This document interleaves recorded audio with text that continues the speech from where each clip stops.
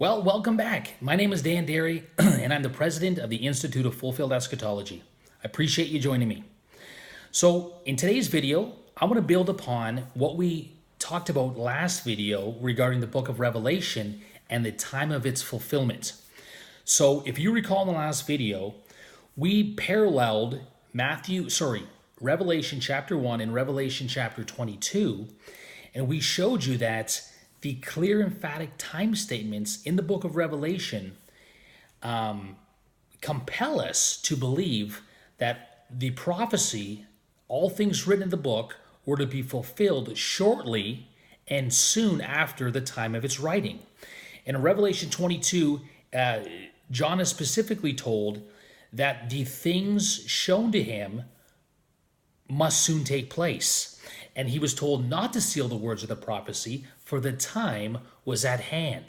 Now, to, like I said, build upon this and to confirm that we should take these time statements seriously, I want to make a couple powerful parallels between the book of Revelation and the Gospel of Matthew. And I want to say this, that we will demonstrate in this video, hopefully, that the coming of the Lord in the book of Revelation is in fact the coming of the Lord of Matthew 16 and Matthew 24. Now here's the thing. In Matthew chapter 16 and Matthew 24, the coming of the Lord that Jesus prophesies of himself, his own coming, he specifically says that that coming would be fulfilled within his generation, within the lifetime of his disciples. So, if we can demonstrate that the coming of the Lord in Revelation is the coming of the Lord of Matthew 24 and Matthew 16, then we have demonstrated emphatically and irrefutably that the coming of the Lord in Revelation was fulfilled in the first century and specifically in the events of the destruction of Jerusalem in AD 70. So let's do this. Revelation chapter 1 and verse 7. Let's start there.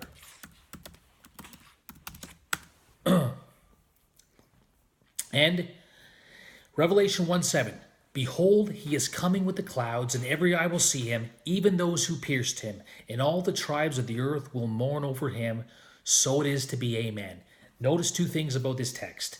We have the coming of the Lord on the clouds, or with the clouds, and all of the tribes of the earth mourning. Let's go to Matthew 24 and notice the parallel. Matthew 24 verse 30. And then the sign of the Son of Man will appear in the sky, in the heaven, and all the tribes of the earth will mourn, and they will see the Son of Man coming on the clouds of heaven with power and great glory. So in Matthew 24, we have the Son of Man coming on the clouds of heaven, and all of the tribes of the earth mourning. We have a perfect parallel. Watch again.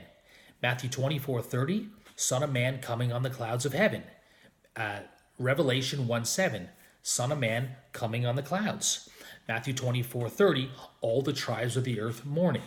Revelation 1:7, all the tribes of the earth mourning. Perfect parallel, and here's the kicker. Matthew 24 verse 34, Jesus says, truly I say to you, this generation will not pass away until all these things be fulfilled. Therefore, since the coming of the Lord in Matthew 24 was to be fulfilled, according to Jesus' words, in the first century, before those of that generation died, then without a doubt, the coming of the Lord of Revelation 1:7 must have been fulfilled in the first century before the Lord's generation passed away. Now, let's go to Revelation chapter 22, and we will see our next parallel. Revelation 22 and verse 12.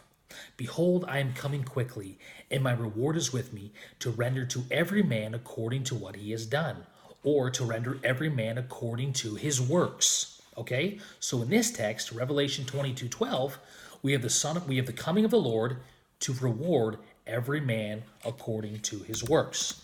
Let's go to Matthew chapter 16, and we will see this perfect parallel. Matthew 16, verse 27. For the Son of Man is going to come in the glory of his Father with his angels, and then he will repay every man according to his works. Perfect parallel again. So watch again. Matthew 16:27, we have the coming of the Son of Man. Revelation chapter 22, verse 12, we have the coming of the Lord, the coming of the Son of Man. Matthew chapter 16, verse 27, that coming is to reward every man according to their works.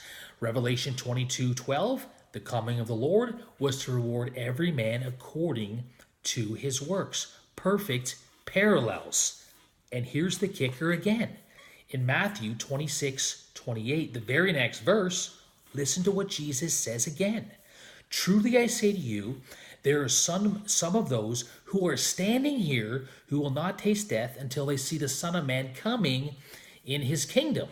So Jesus specifically says that his coming, of Matthew 16, verse 27, his coming to reward every man according to his works would take place before some of those standing there who heard him speak that passed away.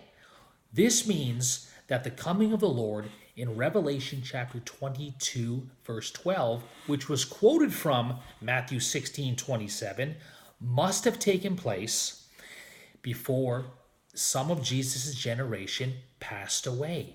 We have a perfect parallel, guys, okay? We have demonstrated that the coming of the Lord in Revelation 1:7 and Revelation 22:12 is in fact the coming of the Lord of Matthew 16:27 and 28 and Matthew 24, verse 30. And the coming of the Lord of both Matthew 16 and Matthew 24 is the coming of the Lord upon Israel in the first century for shedding innocent blood. It's the judgment upon apostate Israel.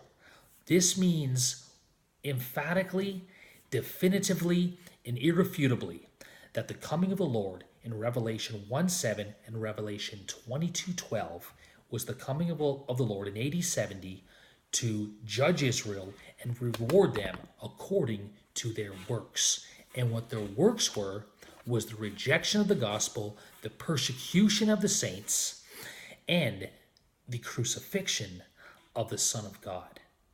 Guys, like I said in the beginning, this is not only powerful evidence in and of itself, but it validates our last study regarding the time statements.